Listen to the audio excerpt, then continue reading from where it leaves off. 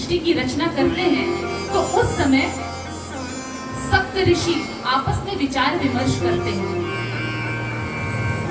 कि इस दुनिया में सर्वोत्कृष्ट ब्रह्मा जी हैं, क्योंकि ब्रह्मा जी ही सृष्टि की रचना करते हैं। सर्वोत्कृष्ट सर्वोपरि तो वही है, सबके माई बाप तो वही है। तो जब ब्रह्मा जी के पास जाते हैं तो ब्रह्मा जी कहते हैं, देखो भाई, मैं सर्वोत्कृष्ट नहीं हूँ, सर्वोपरि नहीं हूँ, मेरे से भी ऊपर कोई और है। मुझे भी पैदा करने वाला परब्रह्म है। कहते परब्रह्म कौन है? परब्रह्म। आपस में सारे ऋषि मुनि विवाद करने लगे कि नहीं, तुम बड़े हो या विष्णु बड़े हैं या रुद्र है। ब्रह्मा विष्णु महेश, हम सबसे बड़े परब्रह्म तो भोले बाबा है, शिव जी है, जिनका न कोई आदि है, न अंत है, न मध्य है।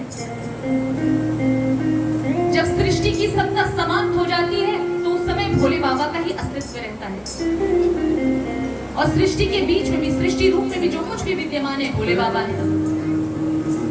सृष्टि है तो सब में भगवान प्रभु विराजमान है, भोले बाबा विराजमान है। तो कहते हैं आपस में आप सब लड़िए मत। तो कहते हैं यदि आप चाहते हो, ऋषि मुनि आपस में कहते हैं कि देखो ब्रह्मा जी, यदि आप चाहते हैं कि हम लड़ाई ना करें तो आप एक बात बता दीजिए कि सर्वोपरि कौन है। तो कहे सर्वोपरि तो वो निर्गुण है, निराकार है, निरीह है, मन से भी परे है, वो तप से भी नहीं जाना जा सकता, साधना से भी नहीं जाना जा सकता, ज्ञान से भी नहीं जाना जा सकता, कर्मकांड से भी नहीं जाना जा सकता। यदि उस सर्वोपरि की सत्ता को जानना है तो भक्त बनना पड़ेगा। बिना भक्त बने आप उस सर्वोपरि की सत्ता को जान ही नहीं सकते। इसलिए विवाद जो है छोड़ दो, मैं बताता हूँ।